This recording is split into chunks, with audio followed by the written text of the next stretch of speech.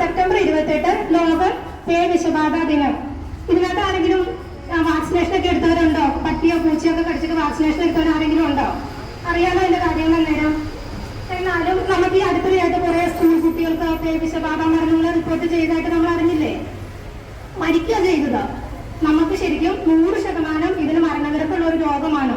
അതായത് വൈറസ് മൂലം പകരുന്ന ഈ രോഗം 100% മരണനിരക്കുണ്ട്. ഇൻഫെക്റ്റഡ് ആയിട്ടുള്ള പട്ടി, പൂച്ച, വളർത്തു മൃഗങ്ങള് എന്നിവയുടെ കടിയോ മാന്തലോ നക്കലോ നമുക്ക് ഏൽക്കുന്നത് വഴി ഈ വൈറസ് നമ്മുടെ ശരീരത്തിൽ കയറും. വൈറസ് നമ്മുടെ ശരീരത്തിൽ കയറി കഴിഞ്ഞിട്ട് നമ്മുടെ നാഡീവ്യൂഹത്തെ ബാധിക്കും. അതായത് തലച്ചോറിനെയൊക്കെ നമുക്ക് ബാധിക്കുകയും നമുക്ക് മരണം സംഭവിക്കുകയും ചെയ്യും. അങ്ങനെ 100% ഈ മരണനിരക്കുള്ള അസുഖത്തിന് ഇന്ന് വരെ ഫലപ്രദമായിട്ടുള്ള ചികിത്സ കണ്ടുപിടിച്ചിട്ടില്ല. പക്ഷേ കൃത്യമായിട്ടുള്ള നമ്മുടെ ഒരു പ്രതിരോധ പ്രവർത്തനങ്ങളിലൂടെ നമുക്ക് ഈ രോഗത്തെ ഇല്ലാതാക്കാൻ സാധിക്കും. പട്ടിയോ പൂച്ച കഴിച്ചാൽ നമ്മൾ ആദ്യം എന്താ ചെയ്യേണ്ടത്? കഴുകണം. എല്ലാവർക്കും നമുക്ക് പ്രതിരോധ പ്രവർത്തനം ചെയ്യുന്നതിനകത്ത് 2 കാര്യങ്ങൾ നോക്കിയാൽ മതി. ഒന്ന്, ആ ടൈമിൽ തന്നെ നമ്മൾ കഴുകുക എന്നത്. രണ്ടാമത്തത് പ്രതിരോധ കുത്തിവയ്പ്പ് എടുക്കുക.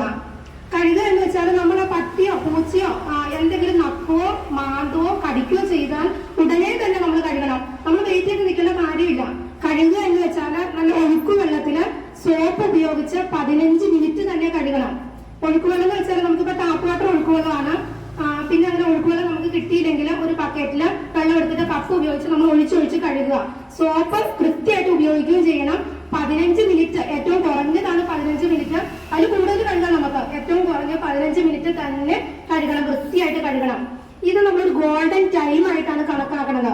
അതായത് ഈ 15 മിനിറ്റ് നമ്മൾ കഴുകി കഴിയുമ്പോൾ അതിനകത്ത് വൈറസ് മൂലം ഞാൻ പറഞ്ഞല്ലോ, അതിനകത്തുള്ള ഒരു 90% വൈറസും അപ്പൊ തന്നെ നിർവീര്യമായി പോകും. അതിന് നമുക്ക് അസുഖത്തിന് പിന്നെ 10% ഇതുള്ളൂ. അത് നമ്മുടെ പ്രതിരോധ വാക്സിനേഷനിലൂടെ നമുക്ക് അതിനെ പ്രതിരോധിക്കാൻ കഴിയും. എല്ലാവരും ഇത് ശ്രദ്ധിക്കണം കേട്ടോ. നമുക്കൊരു ഗോൾഡൻ ടൈമാണ്. ഈ വലിയൊരു ഞാൻ പറഞ്ഞു പേവിഷബാധ എന്ന് വെച്ചാൽ നമുക്ക് സംഭവിച്ചാൽ മരണം സംഭവിക്കും. അതിന് പ്രത്യേക ചികിത്സയില്ല. പക്ഷെ നമ്മൾ ഈ കഴുകണ ആ ഒരു പ്രാധാന്യം മാത്രം ഉൾക്കൊണ്ടുകൊണ്ട് ചെയ്താൽ നമുക്ക് ഈ രോഗത്തെ പ്രതിരോധിക്കാൻ ഇതാകും. പിന്നെ നമ്മൾ കഴുകി കഴിഞ്ഞിട്ട് ഏറ്റവും തൊട്ടടുത്തുള്ള ഒരു ഹോസ്പിറ്റലിൽ പോകണം. ഹോസ്പിറ്റലിൽ പോയിട്ട് ഇതിന്റെ പ്രതിരോധ വാക്സിൻ ഉണ്ട്. എടുത്തവർക്ക് അറിയാം. പ്രതിരോധ വാക്സിൻ എന്ന് പറഞ്ഞാൽ 4 ഡോസാണ്. കടിച്ച ദിവസവും 3-ാമത്തെ ദിവസം, 7-ാമത്തെ ദിവസം, 28-ാമത്തെ ദിവസം. നമ്മൾ പോകുമ്പോൾ തന്നെ ഡോക്ടേഴ്സ് നമ്മുടെ ചീട്ടിൽ ഈ ഡേറ്റ് എല്ലാം എഴുതി തരും. നമ്മൾ കൃത്യമായ ഇടവേളകളിൽ ഈ വാക്സിൻ കൂടെ എടുത്താൽ നമുക്ക് ഈ രോഗത്തെ പൂർണ്ണമായിട്ടും ഇല്ലാതാക്കാൻ സാധിക്കും. ഈ അടുത്തിടെ മരണങ്ങളൊക്കെ ഉണ്ടായെന്ന് പറഞ്ഞില്ല സ്കൂൾ കുട്ടികളില്. അന്നേരം കുട്ടികൾക്ക് കൂടുതൽ ബോധവൽക്കരണം ഊർജിതമാക്കാനാണ് ആരോഗ്യ വകുപ്പിന്റെ തീരുമാനം. അങ്ങനെയാണ് ഞാൻ ഇന്ന് ഇവിടെ വന്നത്. പിന്നെ ഈ കഴുകി കഴിഞ്ഞ് നമ്മൾ വാക്സിനേഷനും കഴുകലിന്റെ പ്രാധാന്യം പറയുന്നത് 90% വൈറസ് അപ്പം തന്നെ നശിക്കും. വാക്സിനേഷൻ നമ്മൾ എടുക്കുമ്പോൾ നമ്മുടെ ശരീരത്ത് ആന്റിബോഡീസ് ഉത്പാദിപ്പിച്ച് വരുന്ന ദിവസങ്ങളൊക്കെ എടുക്കും. അത് കഴുകുവാണെങ്കിൽ 90% നശിക്കുമല്ലോ. അതിന് ആ പ്രാധാന്യം എല്ലാവരും മനസ്സിലാക്കണം. അത് ഞാൻ എങ്ങനെയാണെന്ന് കാണിച്ചു തരാം ഒരു കൊച്ചിനെ ഇരുത്തിയിട്ട്. പിന്നെ ഓരോ ദിനങ്ങളും നമ്മൾ ആചരിക്കുമ്പോൾ അതിൻ്റെതായ ഒരു പ്രമേയം കാണും ഓരോ ദിനങ്ങൾക്കും.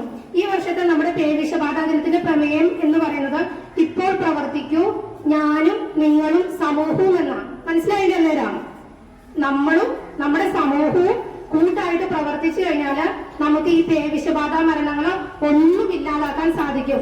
നമുക്ക് എല്ലാവർക്കും സാധിക്കില്ലല്ലോ. നമ്മുടെ കൂട്ടായ പ്രവർത്തനത്തിലൂടെ ഈ പേവിഷബാധ മരണങ്ങൾ ഇല്ലാതാക്കാൻ സാധിക്കട്ടെ എന്ന് ആശംസിച്ചുകൊണ്ട് ഞാൻ നിർത്തുന്നു. നന്ദി, നമസ്കാരം.